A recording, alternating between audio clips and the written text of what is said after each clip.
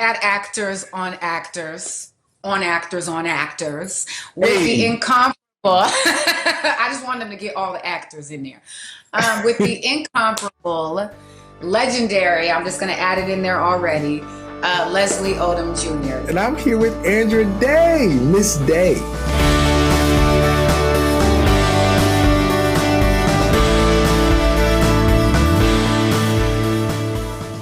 I wanted to move from Smash into Hamilton. So like, unless you don't, you got to smile. Unless you don't want me to bring it up, Don't bring that bull up. I That won't. bull. Listen, Don't bring that up. now I'm going to ask him about Hamilton. Okay, Welcome to the show. how did you come to get the role in Hamilton, and how did it change your life? You know, not just like your visibility, but just you, if it affected you, you know what I mean, as a person in the way you move in the world now, you know? It's a role of a lifetime. And I think it did Right. that for a room full of people. And I got the role, you know, I got an email from Lin-Manuel Miranda asking if I wanted to do a reading of something called the Hamilton mixtape. And I very much wanted to do that. And then it's just holding on for dear life, because I could have been replaced at any time, or, you know, I could have gotten another job or anything. So I just like wanted to hold once it was mine, you know, I just wanted to hold on to it until we could make it to Broadway. Was that always like a dream of yours or a goal, like to go to Broadway? My favorite quote about art and artists is that an artist spends their entire life trying to get back to the place where their heart was first opened up.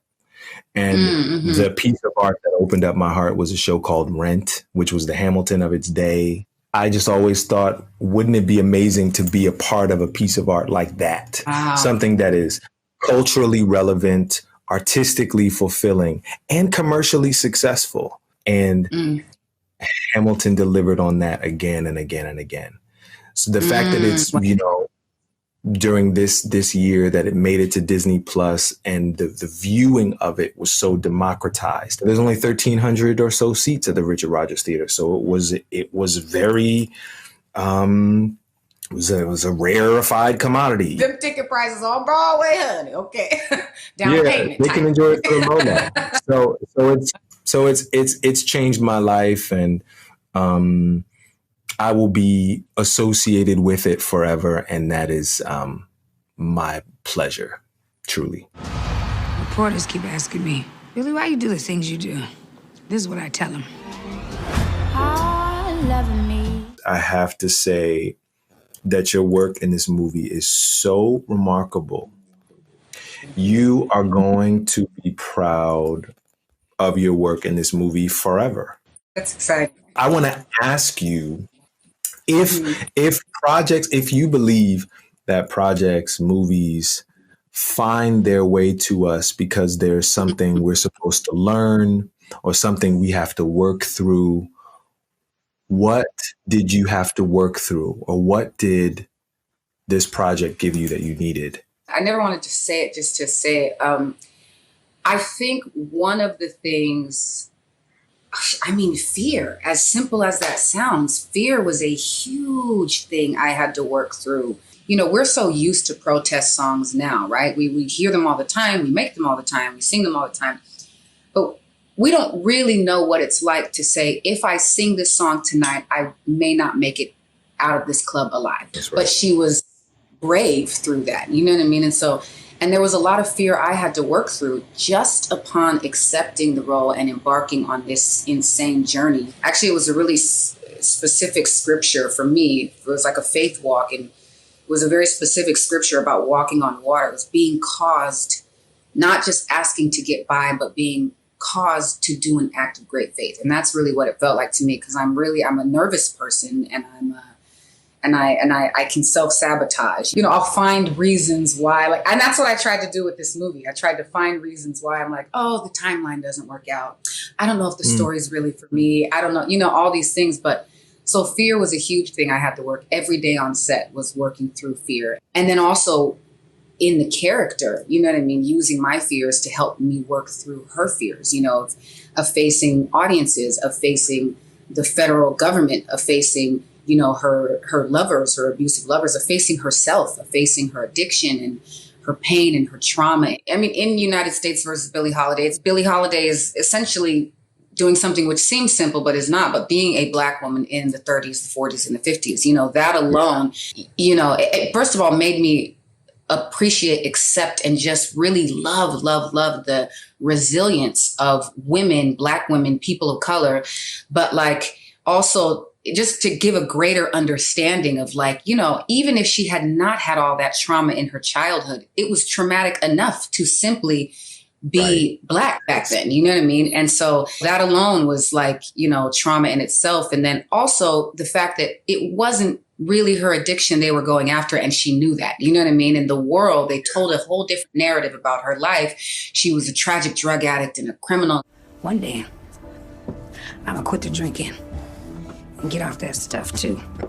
Maybe go to one of those hospitals, like Judy Garland, those movie stars. She was one of the first artists to integrate Carnegie Hall, not the first, but one of the first.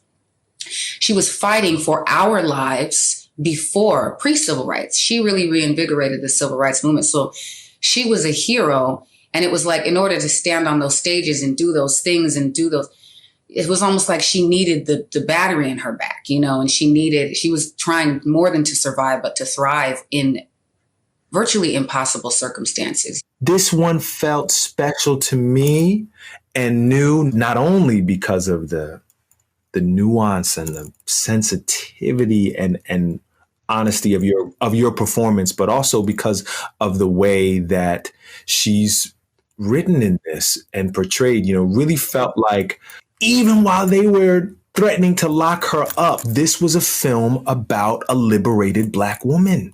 She was going to live her freedom regardless of what people were saying about her. That's a part of what I loved about the film and about the script, is she was not a victim. One of my favorite quotes she says, and I really kind of lived by it on set, was, "I didn't want to be anybody's damn maid." You know what I mean? And I love that quote so much because it's such a simple quote, but it speaks to so much more, that Black women back then could really only be prostitutes or could be maids. You can sometimes spot people's heroes. You are your own thing. Andra Day's your own thing. But Billy seemed to be a part of Andra.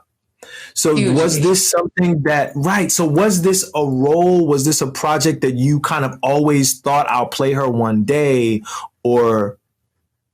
Hell no.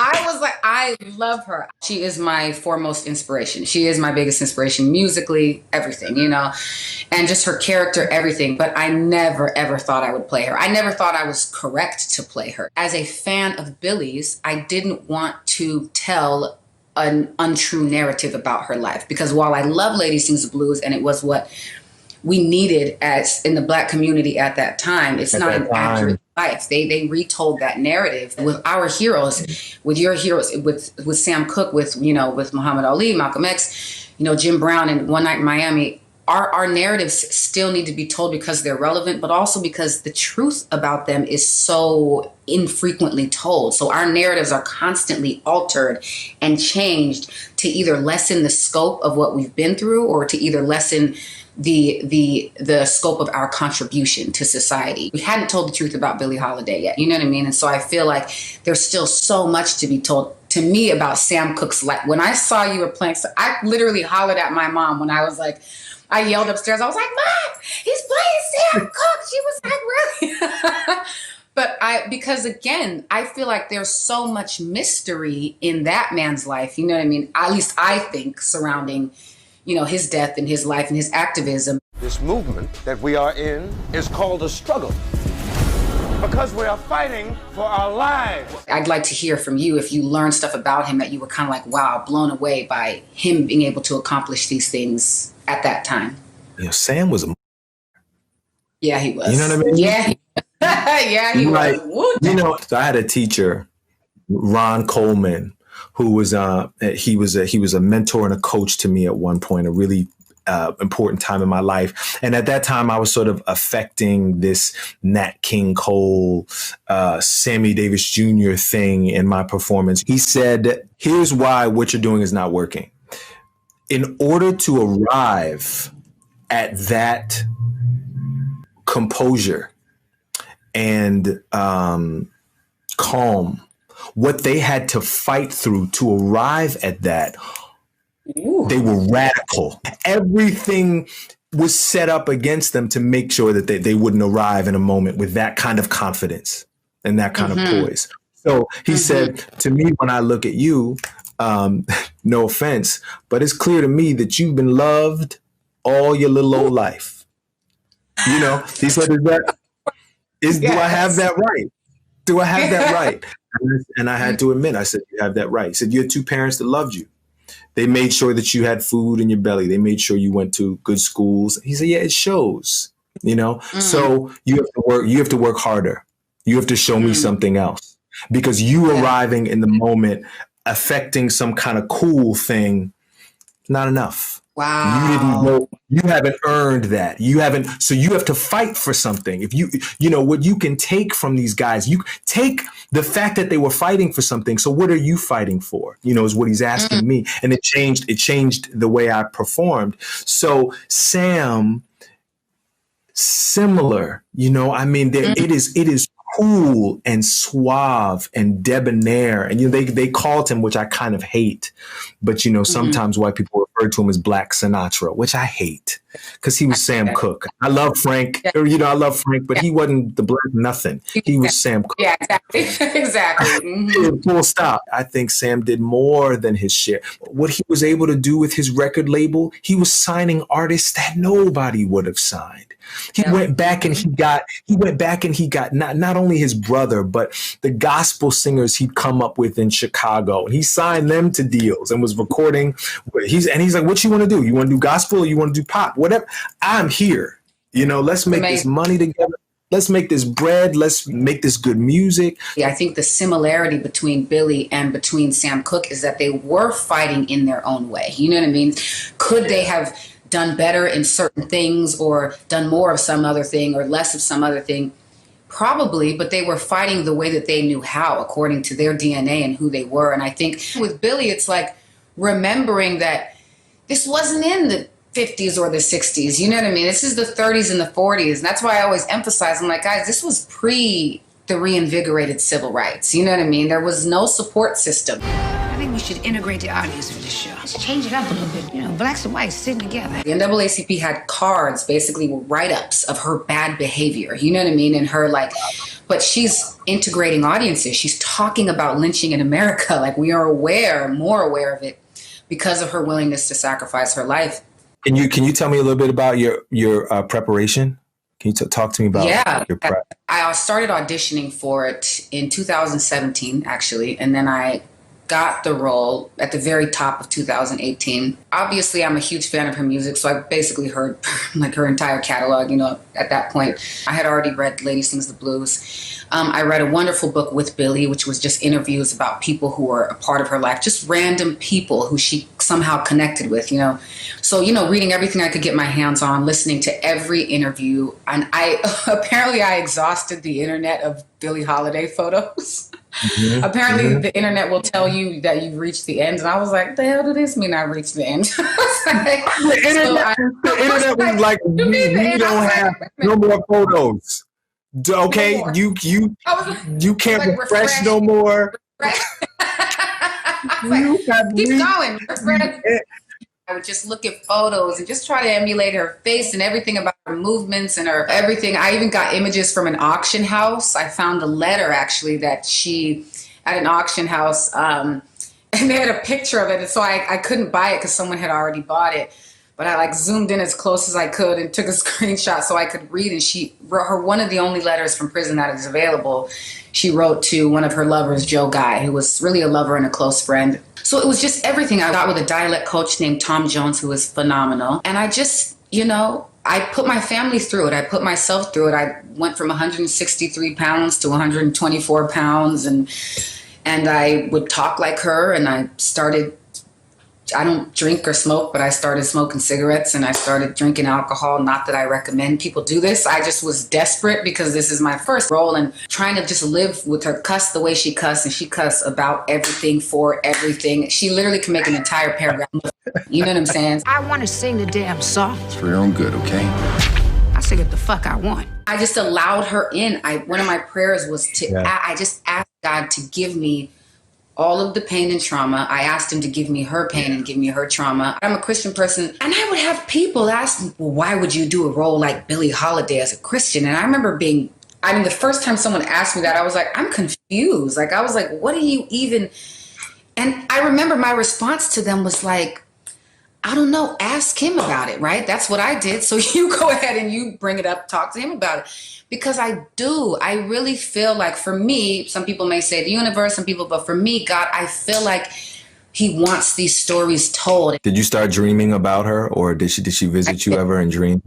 I did, definitely. And we've had conversations, and and I feel like people are like, oh, you're crazy. I remember having a dream about her, and we were actually in a club, what looked like Cafe Society, but like, I knew it was Cafe Society, but it didn't actually look like Cafe Society in my dream. But it was actually me. It was me as her. That was one of the weirdest ones. It was comforting in a way that was problematic for me when we wrapped. You know what I mean? It was something I was not really willing to let go. And honestly, this year after, I felt myself sort of like spiraling a little bit. You know what I mean? And sort of just trying to gain my bearings. And it's actually what made me want to retire from acting. After the first role, I was like, I don't feel like a whole person. But once I came through it, or am coming through it, I feel transformed in a way that I think I needed. All together, yeah. Everybody. What did you love most about playing Sam? And was it easy for you to kind of leave the character? Were you ready to leave the character? Or was it painful? Like, and if it's been painful for you in the past, how do you navigate that? I have gotten used to the rhythm of this, the rhythm of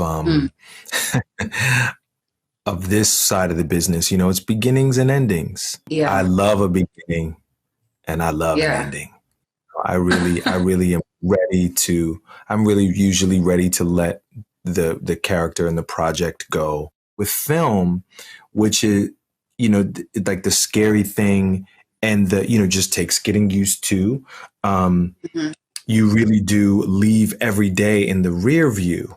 With theater, I always had another day to get the scene right. With film, you and I both know it's like that. So that was the day, like that big scene that I've been that I've been sort of preparing for and thinking about and scared about. We just shot it. Did we get it? Like what does it look like? Like, is it in there? That feeling's so right, crazy. Yeah. We got it. And I'm like, no, I can do it better. Like, no, you can't. I'm like, wait a minute. But it was amazing. The amazing part about it, though, is to have a director. Like, I kind of say, Lee Daniels is really a beast. Like, it was an amazing experience. And it was my first and my only, obviously. So sort of like, all right, well, this is my only frame of reference. But for me, it was insanely comforting to know that, like, when he says you got it, you really do got it. I didn't look at the dailies because I didn't like to see myself. It would be weird, but I would watch what he needed me to watch for performance, blah, blah, blah. And sometimes he would have me watch just to confirm, look, I told you you got it. And I'd be like, damn, bro was right. I got it. Yeah. I love those moments. They're rare. Really, once you're done with that day is gone. I guess it's like life, right? Film maybe is more like life in that way. But there's a finality to it that we don't have in life. What these films give us is a frame. They give us they give us narrative, they give us structure. You got it,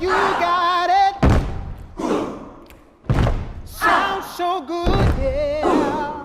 Oh yeah, that's the sound of the man working on the chain, the gang.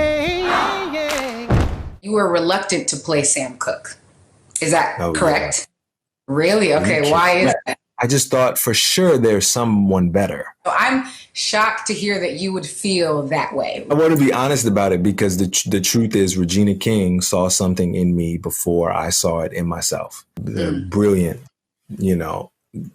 casting legend, Kim Harden, and Regina had been reaching out through my agents. And my agents were reaching out to me, obviously. And I was just like, nah. And also, it just didn't seem wise. Like, I'm good. I'm good on that. Like, I love Sam, but like, that's too risky. Like, to be a bad Sam Cooke, like, I'm good, y'all. Like, when you first start out, people are so quick. They want to put a label on you as fast as possible. You're kind of like a Wesley Snipes meets a Don Cheadle. Great. Okay.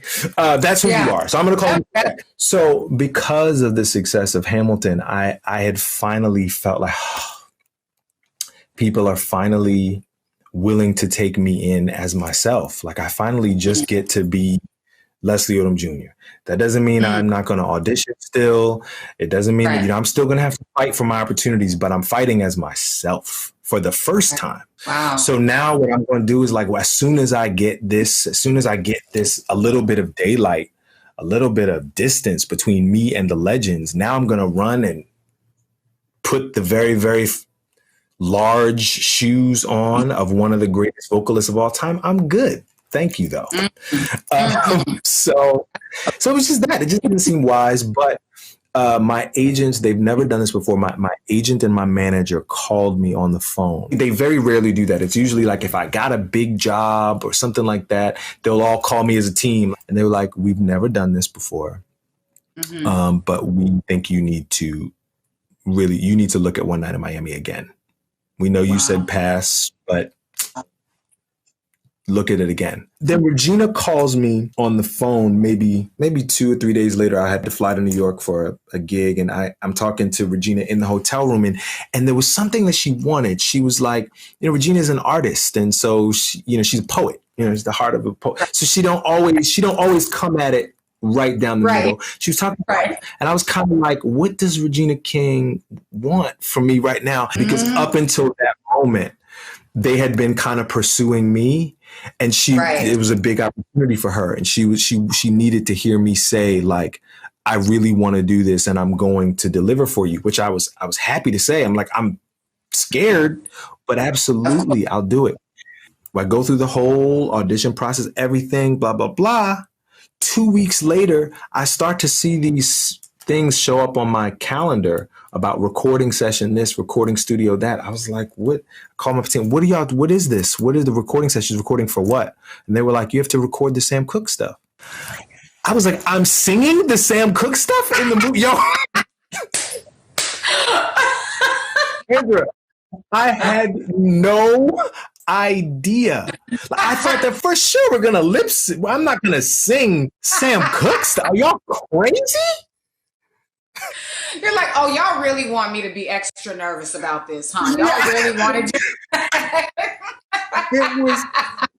No, y'all know my hesitation. You gonna pull this? Oh, okay. Right. So were you hesitant at all for the singing, or like did you know right away that you would be singing, or how did you feel about that? That was an early decision that we made right away to do the singing. As there are times I in my bathroom would try to sound just like Sam Cooke or Marvin Gaye or Stevie Wonder. I've tried to do them all, right? But but to do it. You do some of these songs top to bottom, and the way that you obviously had to study her and really crawl inside those recordings is a different thing, clearly. I was nervous. I was, of course, nervous. I was, of course, scared. So it was like a combination of like, how am I supposed to really do her voice justice? And then the combination of like, I'm not going to do her voice justice. I'm not an actress. I'm terrible. Like, they're going to fire me as soon as I finish this song. With Billy's speaking voice as well as her singing voice, I look at it, I tell somebody, I look at it as a scroll. And on that scroll is not just, all of our voices are a scroll for time and our experiences, but hers is so tuned in a way that it's like, you can't really give her without giving her voice, because the scroll of her voice, on it is written every rape. On it is written every moment of defiance. Every time someone told her, how dare you be a Black woman wearing furs. Every inhalation of smoke. Every time she was doing heroin. Every time she was doing speedballs and cocaine. Every hit from every husband. Every abandonment. The death of her father. You know what I mean? The government coming after her. Every time they shot into her car after she would sing Strange Fruit. Every time her heart would break when she'd hear about another lynching. all of it was written onto her voice. And that's literally how I felt. Why don't you ever sing Strange Fruit? Strange fruit. I gotta be pretty high to sing that one. Never heard you sing it.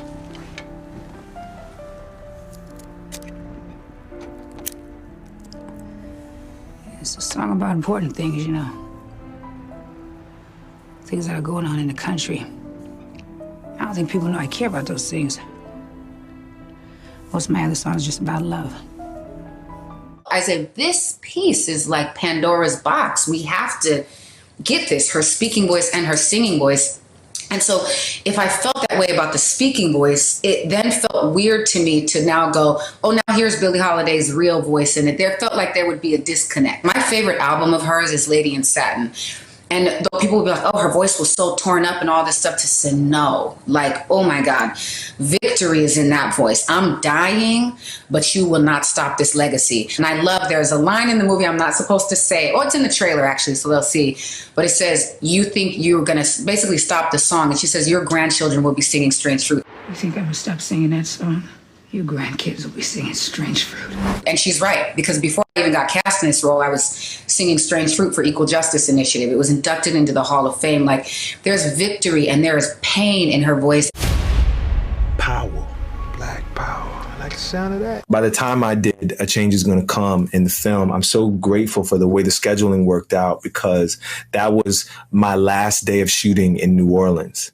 And he was never as close to me as he was on that day. I did not understand that performance. I did not understand. I just singing that song after having done those hotel room scenes, after having done my research, after all that time as Sam, I was like, oh, this is why he breathes here. And Wow. this is how he's able to sing with such velocity and freedom. I understood it all like on that day. Wow. Wow. That was like a conversation with him then, with Sam. It like, really was.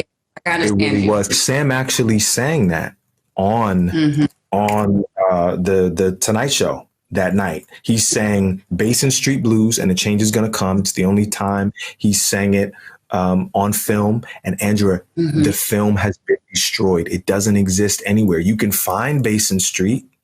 It is well documented that he sang A Change Is Gonna Come on there, and nobody can find the footage. Nobody. I was bawling by the end of your performance of that song. And you know, this reminds me of a scripture that I love so much that says, what is done in darkness will be brought out to light. Like, you cannot keep something covered and hidden forever. And I was like, and it was attempted with our stories. It was attempted. The fact that footage of him singing that specific song is destroyed is not shocking or coincidental at all. It is intentional. You know what I mean? And this is why there's interviews of Billie Holiday talking about Strange Fruit, places where she sang the song other than the one performance that we see. I mean, they tried to get rid of her memory, but she was so famous that they could not get rid of her. Like, how can you not value a group of people when you understand their contribution to society? Hidden Figures did the same thing. You know what it would have done to me to know the 3 Black women were responsible for getting us to space and programming the first computer?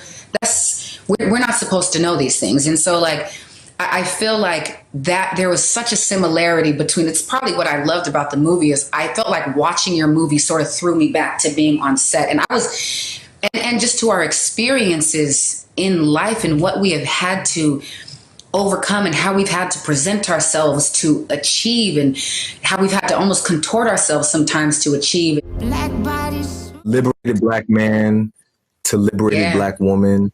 You did your thing. I'm so proud to like be